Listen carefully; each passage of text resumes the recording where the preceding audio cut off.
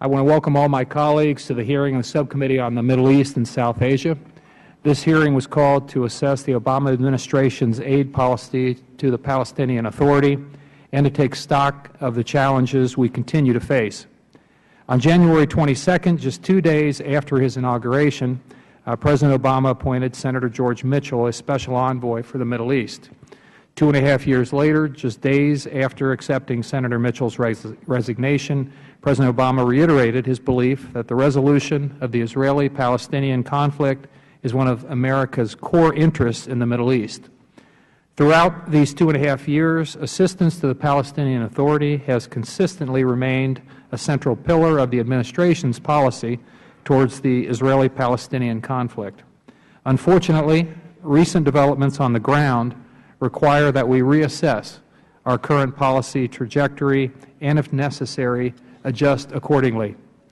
I recently traveled to Israel and the West Bank, where I was able to once again gain firsthand knowledge of our efforts there. Unfortunately, however, some of the challenges we face appear to intensify by the day.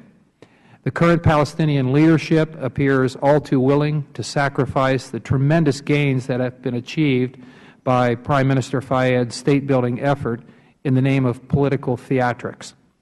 Instead of capitalizing on those gains through honest negotiations with Israel, the Palestinian leadership appears dead set on pursuing a unilateral declaration of independence before the UN General Assembly this September.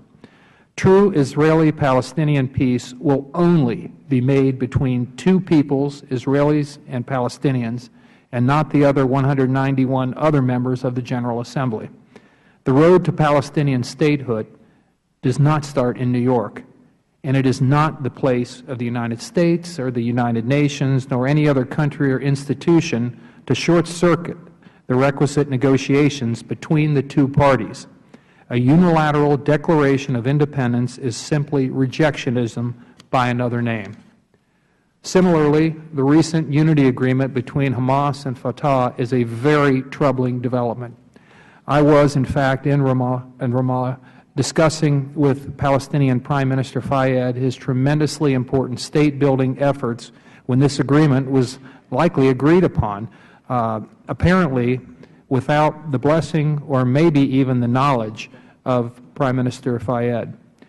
Shortly thereafter, I had the opportunity to meet with Israeli Prime Minister Netanyahu, who expressed grave concern both for Israel's security as well as for the prospects for peace. How, he asked us, could the Palestinian leadership be a serious partner for peace if, excuse me, if it welcomed into its ranks vicious terrorists who continue to deny the very right of the State of Israel to exist? His concern is more than justified. Although very few details have emerged since this document was signed, and although it does not appear much has changed on the ground, the mere presence of this agreement raises serious concerns that, regrettably, we must now address.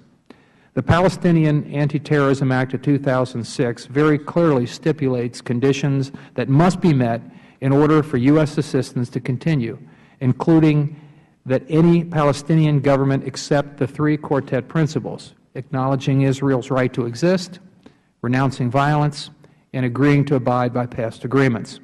No U.S. taxpayer money can or should go to a Palestinian government that does not embrace these three simple principles. For years, we have invested heavily, both money and effort, to help the Palestinians build a state for themselves, and our work has yielded results.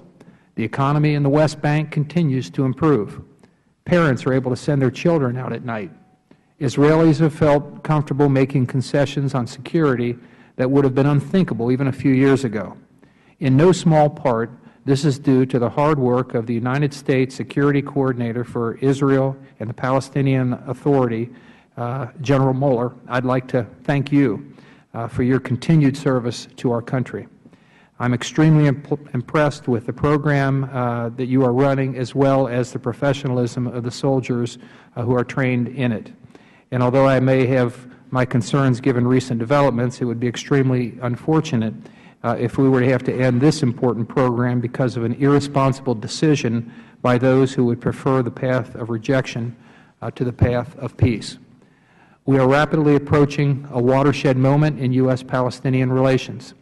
Both the reconciliation government and the pursuit of a unilateral declaration of independence at the UN could not be more contrary to U.S. interests in the region.